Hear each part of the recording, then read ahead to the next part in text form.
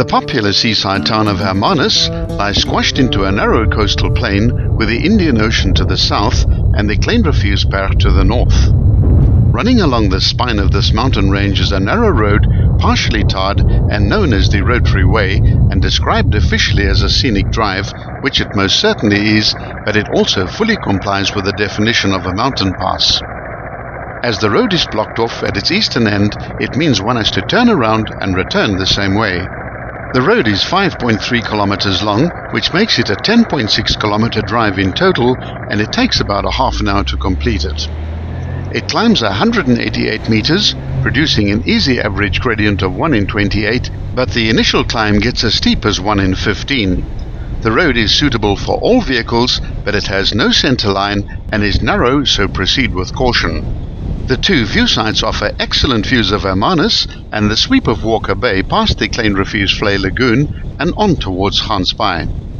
The road now heads northwest at a gradient of 1 in 15 for 1 kilometer, then swings through a wide bend of 150 degrees to the right. At the start of this bend, the road leaves suburbia behind and heads into the east for a long and steady climb up the mountain. The vegetation is mainly low-level fynbos, which allows good views to either side.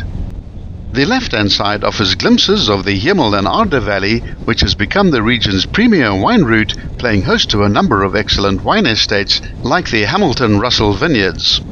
This unique valley, with its own microclimate, is formed by the Onrusrivierberge to the west and the Kleinriviersberge to the east, with the Onrusrivier flowing down the center.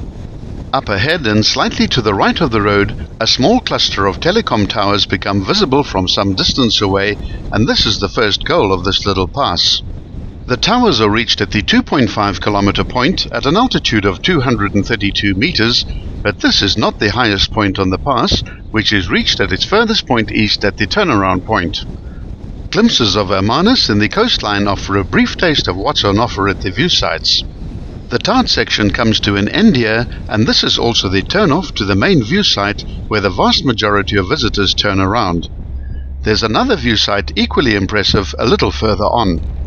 If you don't mind getting a bit of dust on your vehicle, continue on to the gravel section, which curves through an extended S-bend, then arrives at a fork.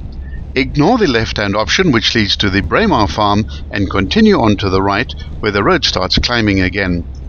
This section can get quite corrugated, so moderate your speed according to road conditions. Watch out for cyclists along this section who use this part of the road as their access route into the nature reserve.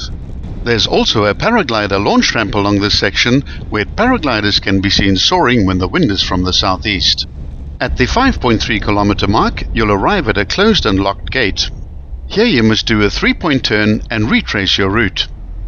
After 100 meters, you'll see a small intersection to the left.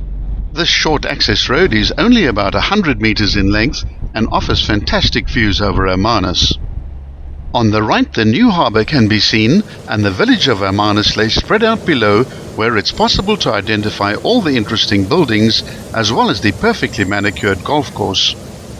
To the left and below, the various footpaths that crisscross the Fernkloof Nature Reserve can be seen, and the Hermanus Lagoon, or more correctly known as the Kleinriviersvlei, lies beyond a big peak known as Die Montse Kop.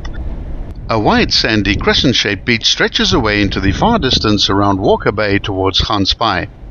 In winter, whales can be seen from the view site, and we recommend bringing a pair of binoculars along to enhance your visit.